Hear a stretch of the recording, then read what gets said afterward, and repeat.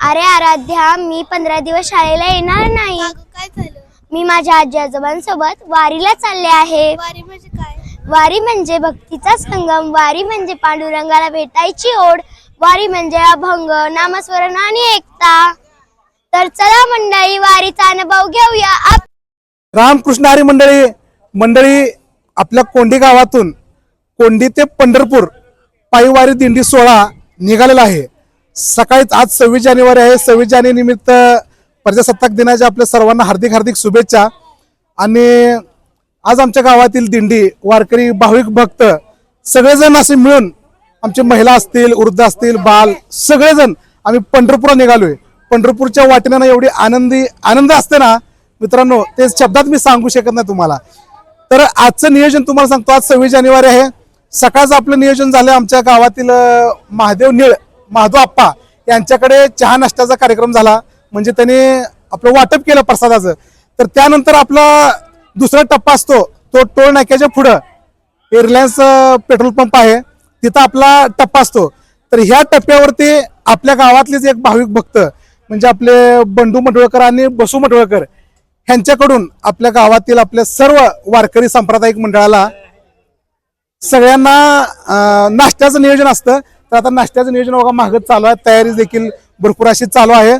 तर त्यानंतर नाश्त्याचं ओ मामा या इकडं, मामा सांगा बोला.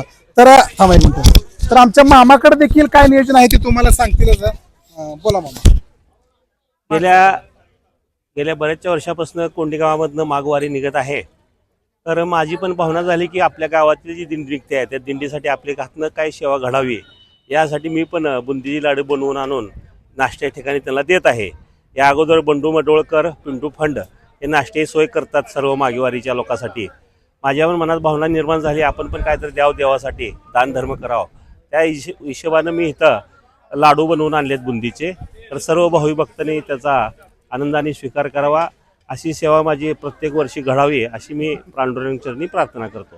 साधू संत येती घरात तोची दिवाळी दसरा म्हणल्यासारखं आमच्या गावातील हे जे भाविक भक्त आहेत प्रत्येकाने खारीचा वाटा म्हणून आपापल्या वारकरी आपले सांप्रदायिक जे पण आपले भजनी मंडळ असतील, आपल्या गावातील जे भाविक भक्त असतील त्यांच्या मुखात अन्न जावं, त्यांना काहीतरी आपल्याकडून श्रद्धेने फुल नाही तर फुलाची पाकळी म्हणून एक असं मदत असावी, अन्नदान असावं म्हणून आमच्या मामाने देखील तुम्हाला सांगितले. आणि इथं नाश्त्याची तयारी चालू आहे बघा.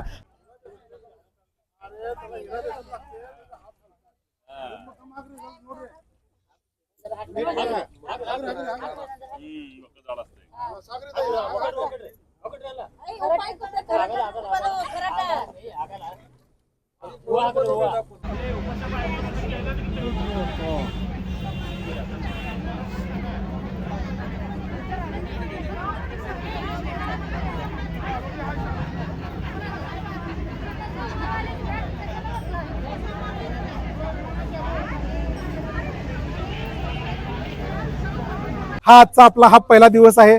तर ह्याच्यानंतर दुसऱ्या टप्प्याला देखील आपल्या जेवणाची सोय आहे आणि कुणाकुंड आहे ते देखील मी तुम्हाला दाखवणार आहे.